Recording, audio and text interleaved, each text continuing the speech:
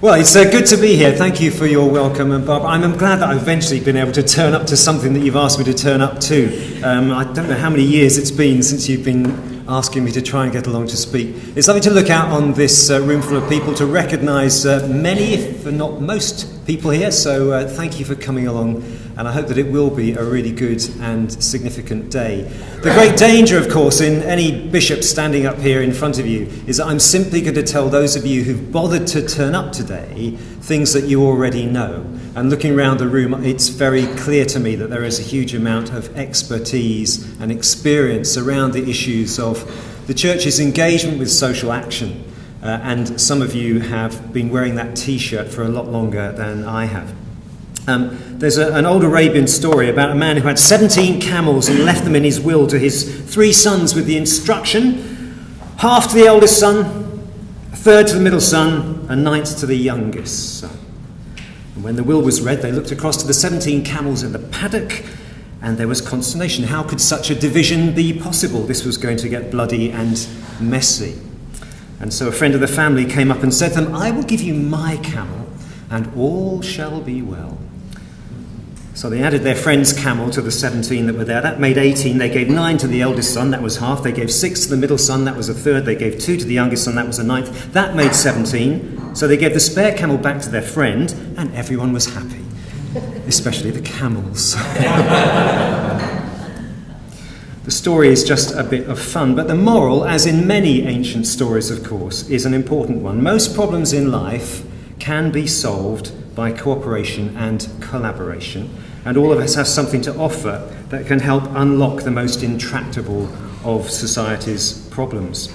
And I want to say a few words this morning about the ways in which the Church of England attempts to offer itself as a sort of 18th camel to support issues of social action in London and around the United Kingdom. But where do you begin to talk about this? In seeking to change the world, it is all too easy to slip immediately into a form of activism. To ask what and how before you ask the all-important question, why? So I want to begin by saying something about cities in general as a way into this, and why the church might have something to offer. These are some thoughts that I developed just a couple of weeks ago when I was speaking at the Citizens UK International Symposium, because it did strike me that there are some very significant parallels with what organising is trying to do and the organisation of the church. So I want to start with a question around why, and to think about cities before I go on to talk more specifically about the what and the how that we do this. So cities are high on the international agenda, not just the national agenda. And it's hardly surprising, since around half of the world's population currently live in cities. They're fascinating places. They're cosmopolitan crossroads holding out the promise of excitement and choice, employment, entertainment, learning, relationships. But the reality of our cities, and the reality in London, is often very different from this. Cities can act as a magnet for crime. The close proximity of different cultures can produce all sorts of tensions. The gap between rich and poor can become magnified, the environment exhausted, and as someone has said, city life can simply be millions of people being lonely together. Cities are full of promise but rarely deliver the goods.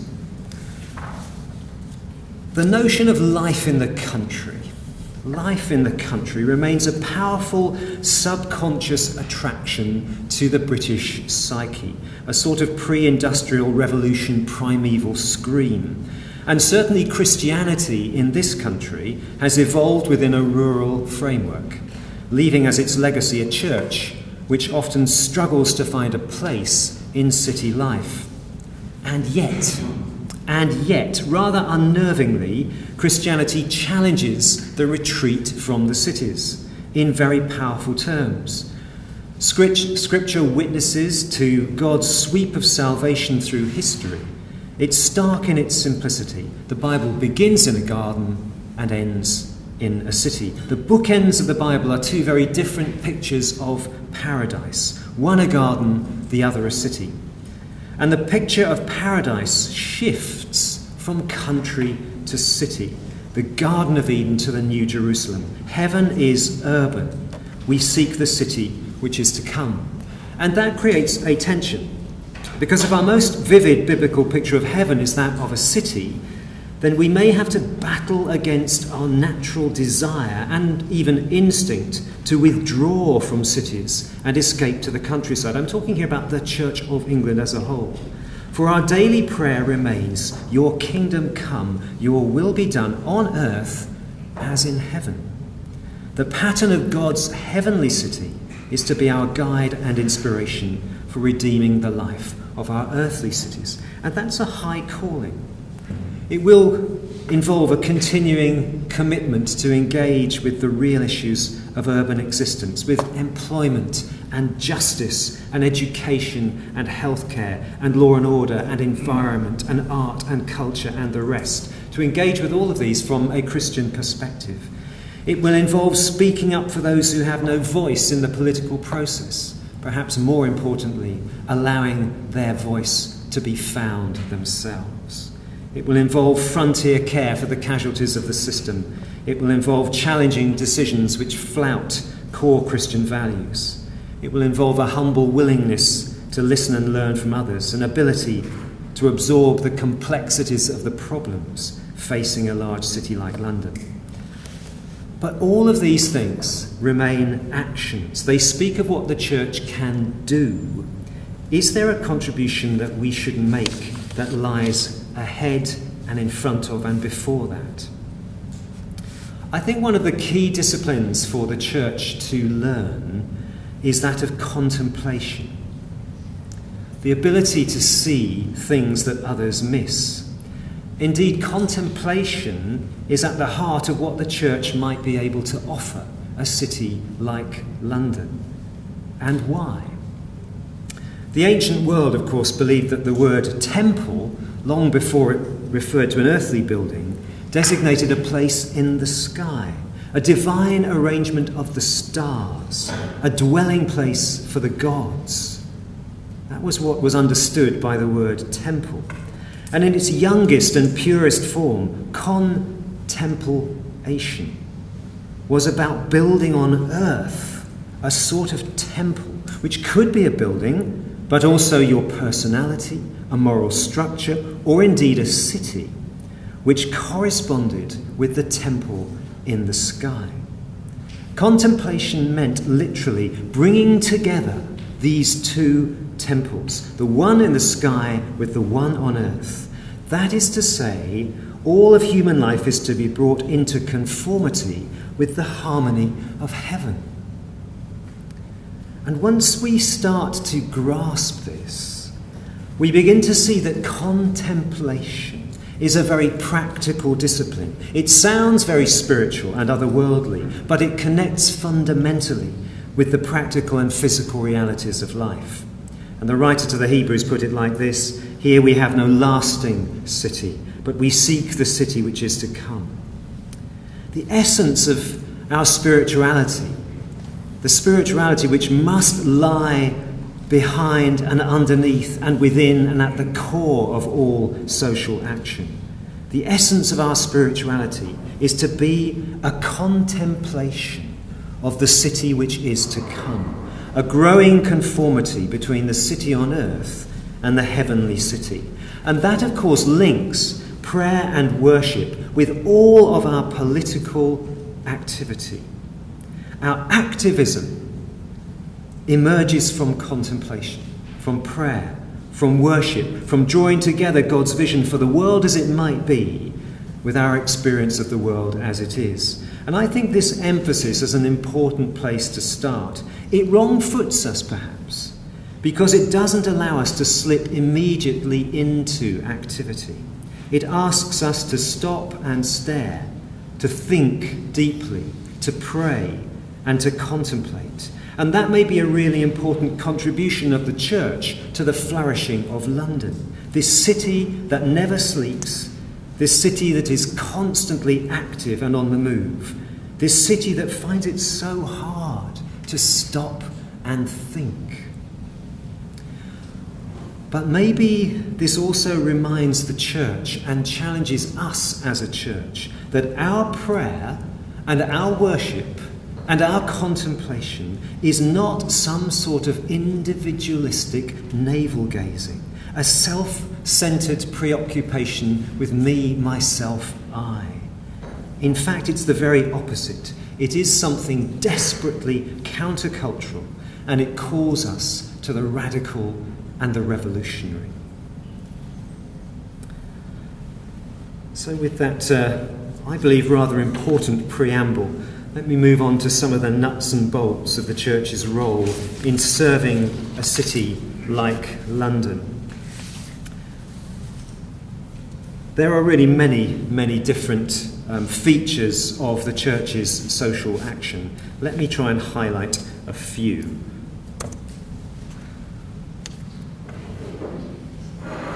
We have a concern for the poor and the marginalised that's driven by a theological principle, an underlying theological principle, the divine option or bias for the poor. And it is a fascinating exercise for any agency, including the church, to overlay this principle against every agenda item on every PCC, every policy, every strategic intervention. How far does this action that we are contemplating interpret or express a bias to the poor? Poverty in London remains persistent and pervasive. The gap between rich and poor is widening. If you want the details, read London's poverty profile, which is produced by one of the boards that I sit on, the Trust for London. How many people actually are familiar with London's poverty profile? How many people actually read it, bedtime reading? A few people. Please go and immerse yourself in it. You will get a really tremendous and very objective sense of the nature of poverty in this city. My perception, returning to London 5 years ago, having been a curate in Forest Gate in the East End back in the second half of the 1980s, my perception returning to London a few years ago is that poverty is every bit as real as it was back in the late 80s, but it's far less visible in London at the moment, and that makes it easier for all of us to ignore. But that's simply not good enough. If we are to be true to Scripture and the calling of our faith, we will allow ourselves to be motivated by this underlying theological principle of God's divine option for the poor.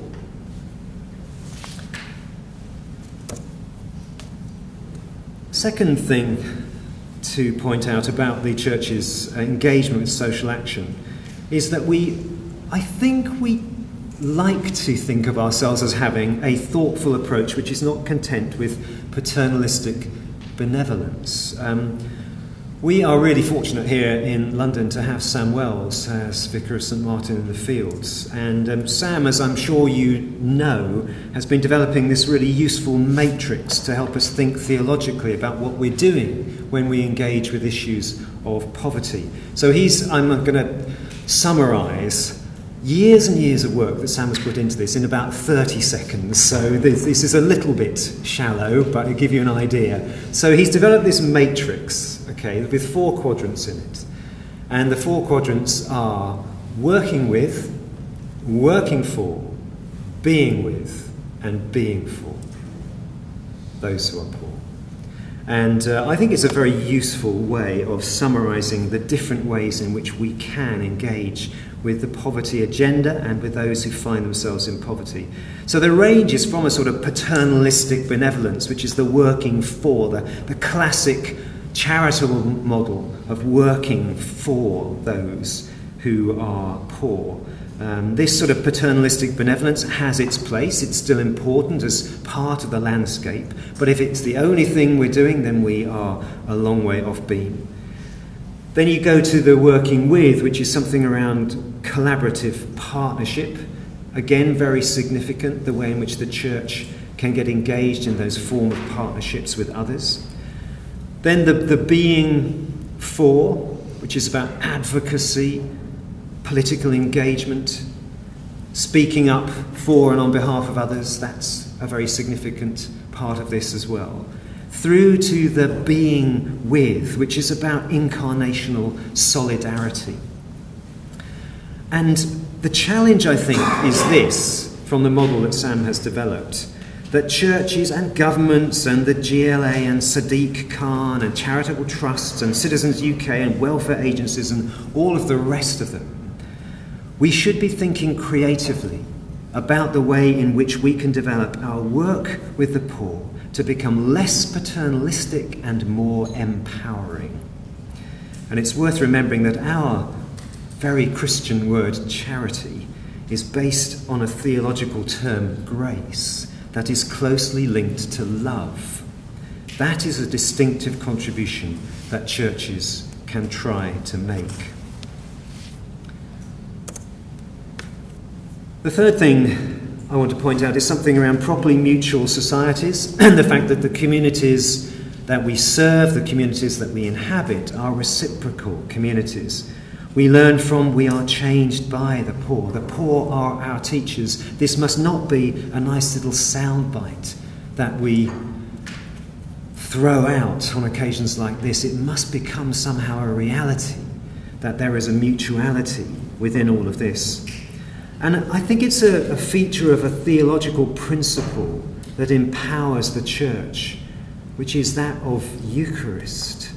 I think Eucharistic theology is something we need to re-emphasize, rediscover and re-inhabit. And I say that particularly at a time when the Church of England is becoming increasingly evangelical. I think we need to rediscover within what the Church of England that is emerging, the importance of Eucharistic theology. And it's interesting to note that the growing use of the phrase common good as a goal for human flourishing originated and still finds its most significant expression in the life of the churches. We are present in every community. I mean, there's so much that can be said about this, but it's often glossed over and forgotten. We have a national network that is absolutely unparalleled in the United Kingdom. 16,000 branches nationwide across the United Kingdom. Secular organisations would die for this sort of network that we have. I remember when I was first made an area dean back in Sheffield years and years ago, and for me there was it opened my eyes as a young clergy person who had been focused on the life of my parish. Opened my eyes as I got to know the deanery of Hallam in Sheffield. That, goodness me, as I started to go around, I realised if we were starting from scratch with all of these resources, all of these people, all of this land, all of these buildings, all of these volunteers, all of this inspirational commitment that people bring, if we were starting from scratch, the one thing we wouldn't do is organise ourselves the way we were currently organised. And as soon as you start thinking on a more synoptic level about how you can do things, if you have that broader picture, well, we've got 16,000 branches. The church remains pretty much the only agency in London where the professionals continue to live in their local communities. We'll talk a little bit about housing later. There's a simple reason, isn't it, around housing. But professionals living in the communities they serve, up and down the country, but particularly in London, is not a feature of our social landscape. And it comes at a huge cost for us, because we need to provide the housing. But we should never underestimate the importance of clergy living locally in our communities. I was confirming at All Hallows Bow yesterday, and I was standing there surrounded by this fabulously authentic, engaged and committed group of local Christians. And being able to preach about the Trinity in a church like that is just fantastic. To preach with confidence, drawing out the significance of God as community, mutuality and diversity. And the church is called to be the same, whether that's the community of the church, the local community or the international community. This is something we can do. We can give authentic voice and expression to this because we are rooted in our communities. I think moving on from that, this idea of the trusted and honest broker, churches have significant networks of local partnerships, sometimes at some very uncomfortable intersections. Often when people are preparing to become ordained as priests in the Stepney area, I will sit down and talk with them about a vision of what priesthood might look like. And I'll often use the image of standing as host at the Eucharistic table with your arms outstretched, and that point of intersection in the crossing of the church, at the crossing point where this community of difference comes together and is united in the same place, and how the role of the priest is often to hold together difference, points of tension, and in terms of our role in the community can often be at those very significant points of difference, difficulty and tension. And to be present within those places is part of our calling and as an honest broker. The only person to visit Abu Hamza regularly after he was jailed in London, for instance, was the local vicar. Every month he would go in to visit Abu Hamza. And churches and their clergy and lay members have local connections and long histories, and there are not many other societal groups that can replicate the contacts and the connections that we have. It's an important role for us to play. We can only play it, of course, by winning the trust and the confidence of people in our local communities, which is why, as clergy, we need to be out there. Volunteers. This is related, I guess, to the vast network up and down the country as well. But there are some pretty remarkable statistics about highly motivated volunteers in the Church of England. 79% of church congregations engage in voluntary social action. I think that's supposed to be an impressive statistic. I think. I'd like it to be 100% really, but 79%, I suppose it's better than 50%. It's been a feature of the relationship between church and state for too long that the state has wanted the benefits of local faith communities, has recognised the social capital present within them, but ideologically has been far less willing to acknowledge the motivation that lies behind this. In other words, we want the product of your religion, but we certainly don't want the religion itself. And I think more recently the shallowness of this approach has been exposed, and there is a growing willingness to acknowledge that the two come together and you can't actually have the one without the other. It is faith that motivates people to want to make a positive difference, to make the world a better place. You don't have to have faith to be motivated in this way, but it does seem to make a rather big difference. And here in London, the Church of England contributes over 10,000 volunteers to social transformation. Sorry, that's just the Diocese of London, I'm sure. I know we've got people here from Southwark as well, and we may have people from further afield. It's multiplied even further if you go beyond the Diocese of London. We're directly involved in over 1,000 projects that impact over 200,000 people. And research has shown that nearly half of the social projects run across London emerge from faith groups in general and churches in particular. Again, that's a staggering statistic. Nearly half of all of the things which are going on can be traced back to faith communities in general, but churches in particular. Well, here's a slightly more contentious one in terms of the church establishment. The establishment of the Church of England has in the past offered one way for the Church of England to promote social change, i.e. by alignment with the great and the good, the decision-making structures of the United Kingdom, the movers, the shakers, the power brokers. So the 26 Lords Spiritual, the bishops in the House of Lords, offer a voice in to the way in which social policy is done in the United Kingdom. And it has been an important voice. The danger of establishment, of course, is that it is difficult to say or do the truly prophetic thing because you are conflicted in your relationships and constrained by your history. All I would say is this: I don't think it's stopped us in the past. The history of the Anglican Church is wonderfully riddled with prophets and nonconformists, and long may it continue. And here I want to mention the rather obscure subject of clergy tenure. Historically, the freehold, which is a way of clergy retaining office that is just about unbreakable. You have to go to remarkable lengths to get yourself out of office if you have the freehold. But more recently, the thing we now call common tenure.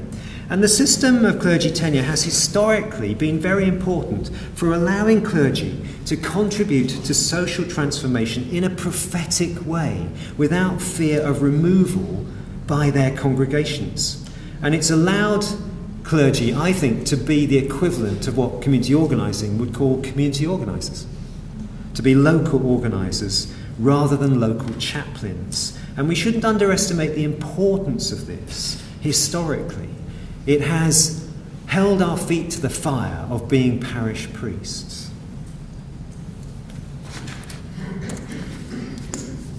Neighbourliness, not a word you hear a lot of these days, but I still think it's an important word.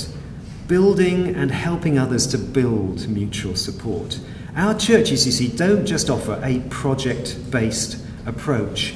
It's very easy, again, and I speak from personal experience, it's very easy for us as clergy, isn't it, to go into a parish and to get involved in project after project after project, because there's no shortage of them to engage with in a place like London. But the project-based approach is only part of it.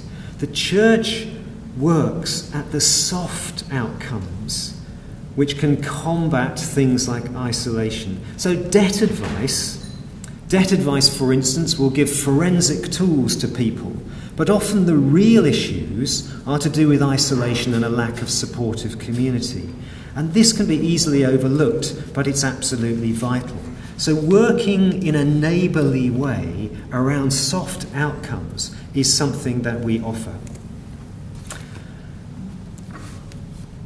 And then the footprint of the things that we are involved in is absolutely vast. And this is not going to be a comprehensive list. Again, the national research suggests that 10 million people in this country are engaged by the Church of England's wider programmes of social engagement. And that doesn't include the more obvious church activities like our worship, for instance. And so I've listed a number of the examples up there, from food banks to lunch clubs to community cafes and credit unions and healthy living classes and community nursing and relationship support, debt advice, volunteering, training, education, youth work with the elderly, playgroups, nurseries, street passes, counselling services, homelessness, winter night shelters, employment support, interfaith relationships, mental health projects, bereavement services, prisoner rehabilitation, refugees, church schools, and it won't be the only things that we're involved with. It's an impressive list. And that's not to blow our own trumpet, actually, but it's just to recognise what the opportunities are for us and to celebrate, I think, how the church has engaged with this in the past. And it's how we work is just as important, actually. So we do work in response to local need. We do work at a human scale. And one of the difficulties we're facing in a place like London with the funding cuts is you see organisations start to consolidate and to try and gain efficiencies of scale and get bigger and bigger in terms of how they're delivering things. I think keeping things at a human scale is important for us. We work on a relational way, in a hospitable way. We work, by and large, with a lot of self-funding. We generate the funds ourselves, and that's a significant contribution. We try to do it in a transparent and open way, in a non-partisan way, in a non-political way, and also by sweating the assets that we have. Although, of course, there are huge challenges there, and we may want to open this up in conversation today when we talk a little bit about housing. There are huge challenges around sweating our assets, because we have a responsibility to sweat our assets for the mission of ourselves as the church, as a charitable organisation. But of course, when we come to housing, it's therefore the tension that we face is how do we do this in a way which is going to provide as much affordable housing as possible for those who cannot afford it in London. So in conclusion, I think the church has a huge amount to offer to London. If you want to know where the priorities are for where we should put our energy, well, Barbara mentioned the listening exercise that the Institute here has been through. But actually, let me also direct you to the recommendations from the London Fairness Commission. London Fairness Commission, which just published their report a couple of months ago. So these are the main recommendations that come out of the Fairness Commission. In no particular order, actually. Addressing childcare costs. Addressing transport costs, tackling debt, and then a whole raft of things around housing, protecting homes for Londoners, setting affordable rents at 30% of household income rather than 80% of market rent, suspending the right to buy for 5 years while the supply is increased, providing portable discounts for residents who've lived in social housing for longer than 15 years, taxing the owners of land that has planning permission who have not developed that land for housing within 3 years. Introducing greater regulation of private rented accommodation. You'll see Sadiq Khan's already moved on that one. Promoting a higher London minimum wage and focusing on pathways into training and work for 16-year-olds, which they say should be paid for by increasing the age at which people are eligible for a freedom pass and means testing the freedom pass. It's fascinating, I think, what the Fairness Commission has come up with. Perhaps unsurprising. But for us, tackling the consequences of poverty, which we're usually pretty good at doing, but also addressing the causes of poverty is the challenge. So things like low wages and high childcare and transport costs, inadequate opportunities for young people, the poverty premium. And of course the big one is housing. I was standing outside a housing office in Tower Hamlets on a cold and wet late winter evening a couple of months ago with a crowd of people protesting against the housing and planning bill, listening to and making impassioned speeches from local residents whose lives will be adversely affected by a bill which has somehow got in under the radar of most of the citizens of the United Kingdom, and certainly without the church really noticing. But if one thing is going to affect the livability of London, it's housing. But we seem to have so few ideas on how to tackle the crisis surrounding housing. And I hope we might be able to have a conversation or two about that in a minute. So in summary then, Jesus Christ summed up the heart of Christianity with his famous one-liner, love God and love your neighbour.